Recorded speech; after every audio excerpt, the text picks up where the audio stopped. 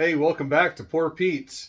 Hey, today I was, before I got started on all my chores that I need to get done today, I was going to work on a flintlock. This is a 1750's to 1777 flintlock around the Revolutionary War. Like I'm doing it like a British barrel, British lock that would have been shipped over here, and I'm doing it with like American early colonial good attempt engravings and some carvings onto wood. So I was going to show that to you, and I got the buttstock right there inletted on there. This came from Track of the Wolf, so the lock was inletted. You have to finish inletting it, the buttstock, and then they put the barrel inletted. They put that in there, and the Ramrod channel, but they leave the rest of this a square block.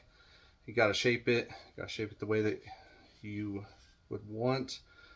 So finish inletting the lock. I finished inletting for the barrel, the plug in the back, and just took out a little bit of wood, inletted the lugs to pin the barrel in, and I was going to show you this morning how to, an older way of inletting for the Ramrod pipes. So I'm using some cast pipes, and I'll show them to you. All right.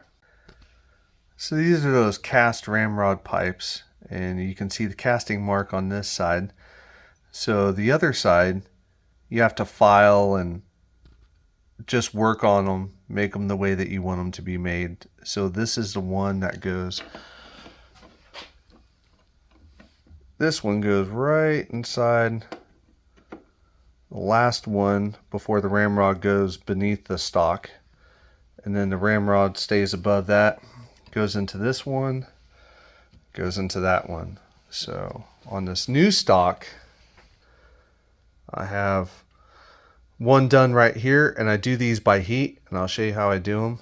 One reason why I do it by heat is because these have a rounded shape to them, and they have a lot of different figure going on. So if I do it with heat, I can get a really good fit in there, and it leaves just a little bit of that darkness of wood right around it. But then how I'm ending up doing the wood, these are the same woods, these are American walnut. How I do the wood, it ends up, you can't even see that. So not a big deal at all. So you can flip that around. The only thing that's left to do is internal, putting that little piece into the wood stock. So not bad. So this one is my last one that I needed to do. Oh, one other thing. So instead of, I don't want to heat that whole thing up and press it in that way for a number of reasons. One of them is it has the lug on the bottom, so you can't really, you know what I mean? It's just not, but the casting of this is the same. It just has the end tail right here. So what I did was I just took this ramrod pipe from another one and put it in here. So now I have this dimension right here that's nice and snug, and all I have to do is inlet this back and then inlet that at the same time. Okay, so I did it in this order. This one first, this one, or this one is going to be your easiest ones to do. This guy right here is going to be the hardest ones to do. So all right, so all I have is MAP gas and a pair of vice grips grabbing onto that lug right there. Now you don't want to heat this too hot, but you want to heat it hot enough that it'll burn the wood. As you start going deeper into that wood, you don't want it as hot. You want it more cool. So I'll show you what I do.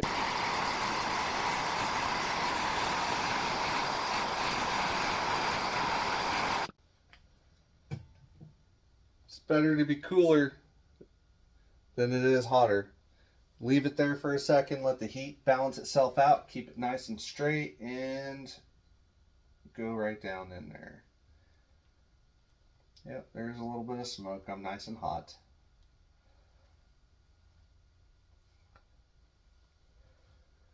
Nice and hot. Pull it out and just rest it right here. Alright, so now I'm just going to take this U-gouge. I'm just going to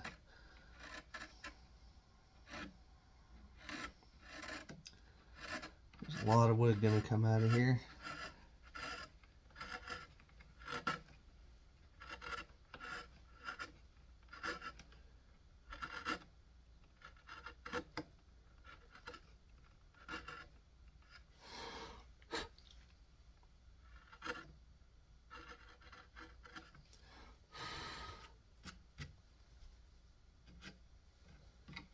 I don't know why, it's just me, but when I push down harder on this side than I do this side.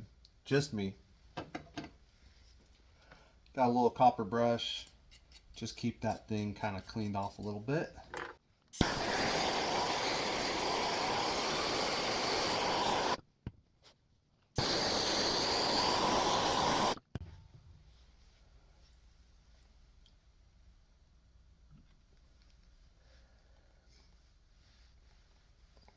Rocking it back and forth. I don't mind a lot of smoke right now on this part.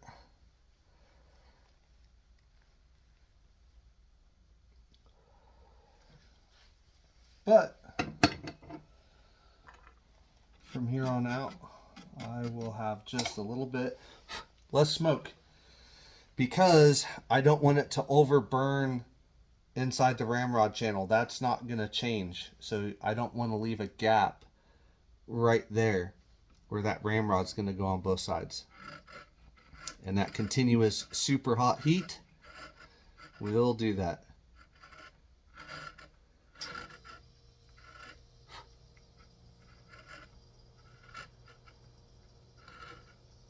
The other thing I do, I don't know, and I'm not a professional, I just have fun doing this. But the other thing is, I don't know if you can tell, but I stay away from the outside of that around there. I only really take material from the other parts. I want that outside edge to be nice and sharp against that ramrod pipe on the finished product.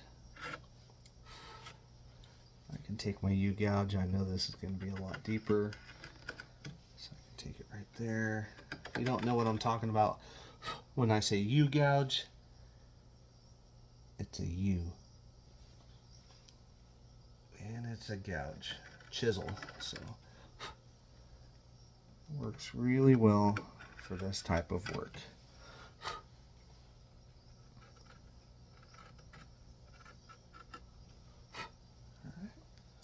If I don't mention it later, what I do is I have a drill bit, and it's nice and sharp, squared off on the end, and it's nice and sharp right there. And as I put that ramrod pipe down into the stock, I can slide this on this ramrod channel into that, and I can tell how close I'm getting, or if I just, because I barely want that lip right there to just meet the wood and just be nice and flush where that ramrod can go right inside there. Pretty simple.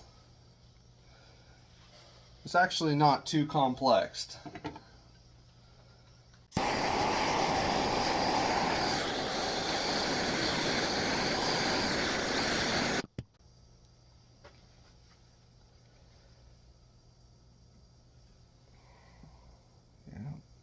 A lot of smoke. Just pull it back. Pull it back.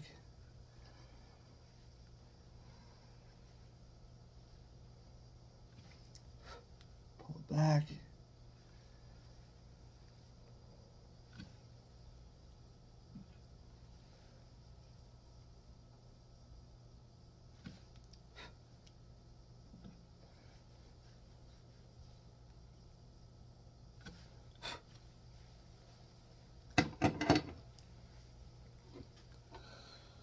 So let me show you. You can see the imprint of that. So let me show you. I think that'd be good.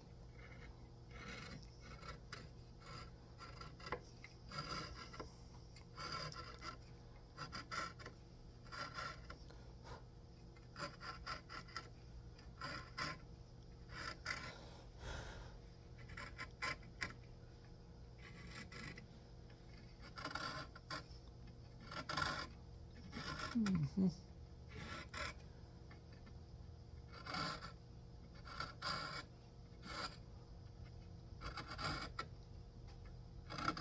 This is a very old way of doing this. A very old way. It's pretty close to one of the last times I'm going to be U-gouging this spot right here, because that's going to be a raised area.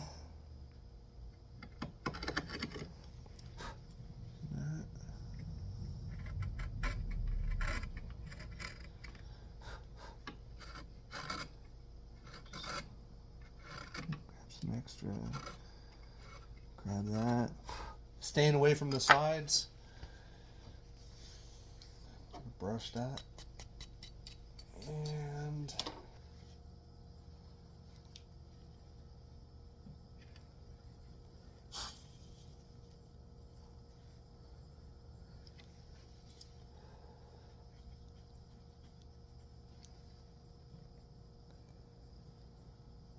okay.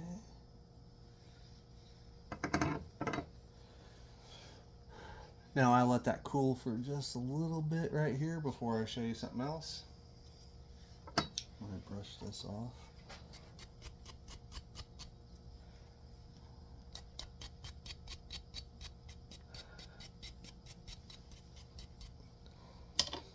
And that's all file work done right there, cleaning up all that stuff. When these were cast, like how they were originally made, they're pretty rough. They're really crude, and you have to file everything smooth and file inside of the grooves. I mean, they're really close, but you got to do a lot of file work to really smooth them out.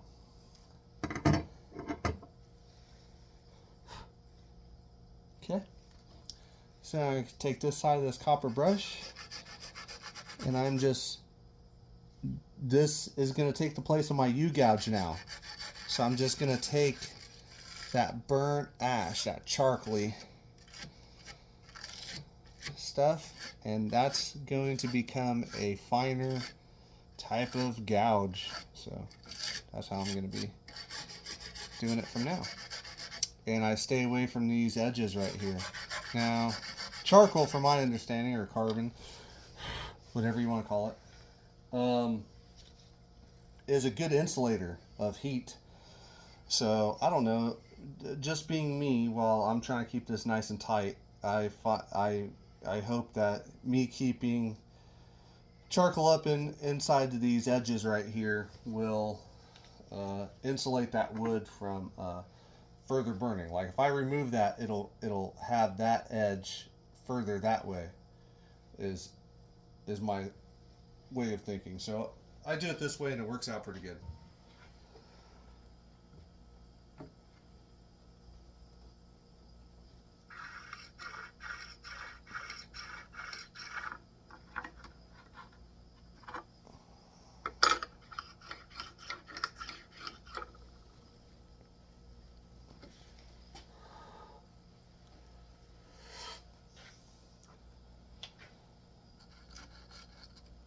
Alright, I'm going to wait till that cools just a little bit. I think that might be it.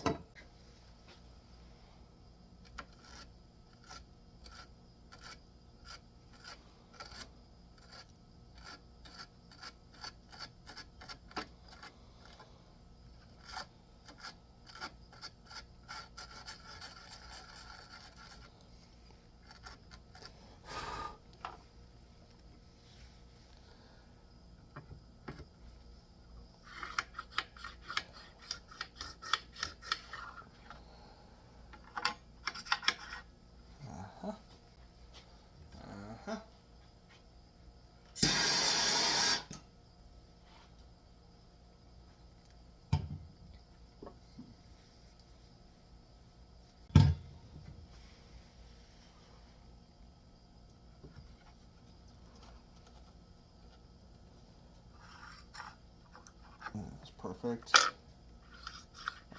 Yeah. Yep. That is perfect. Alright. Gonna let this stuff cool off and then we'll get back with you. I'll show you. Okay, so there's the piece right there. And here's where it fitted into. And you can see this way it's good. This way it's good. Nice, tight fit. So here's a closer look at the job that's done. Yes, it is darker, but look how sharp those lines are. You just gotta take your time. So if we go inside here, you can see that that line is nice and sharp. It's very sharp. So if you're doing a darker color like this on a firearm and you have a lot of detail and it's a rounded casting and it's not perfectly symmetrical and it's a little off and not perfect, you might want to try this method with heat. Not all ramrod pipes should be done this way, but I sure enjoy doing it this way. Hey, so if you're installing a ramrod pipe or you're putting something in that you need some precision to and everything like that, and you want to use an old way, use old hand tools and not use electricity, that's one method of doing it. That's a really old way of installing the ramrod pipes. So I hope you enjoyed that, and I would show you inletting that little tab right there into the barrel channel, but I usually let that set for a while, that heat, because it stresses the wood out, dries it out, and I don't want to fracture, make a crack down that channel, because the barrel and the ramrod sit right on top of each other, and we have 1/8 of an inch in between them. For 42 inches, we have 1/8 of an inch. So that's really thin, and I don't want to cause a split or anything like that. So I let that wood balance out with the moisture content, and then I get after it. All right. So until next time, hey, stay safe out there.